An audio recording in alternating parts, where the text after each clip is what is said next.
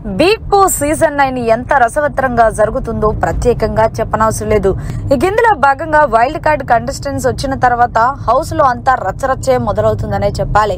ఇక విషయం పక్కన పెడితే స్టార్ మా నుంచి తాజాగా ఒక ప్రోమో రిలీజ్ అయింది. ఆ ప్రోమోను ఒక్కసారి చూసినట్లయితే ఇంకా బిగ్ బాస్ హౌస్ లో నామినేషన్ ప్రక్రియ ముగియలేదని చెప్పాలి.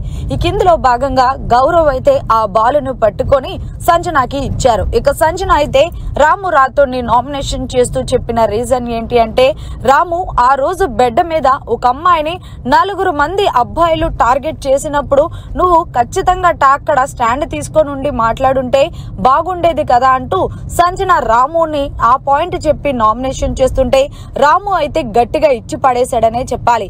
మీ ప్లేస్ లో మా సొంత హక్కు ఉన్నా సరే నేను అలానే చేస్తాను అంటూ ఇక అలాగే సంజన రెండో నామినేషన్ గా భరణిని నామినేషన్ చేసి మీకు అసలు హ్యూమానిటీ అనేదే లేదు, మీరు కావాలని నటిస్తున్నారు అంటూ సంజన భరణి గారిని అన్నంతో ఒక్కసారిగా భరణి కూడా రెచ్చిపోయాడు.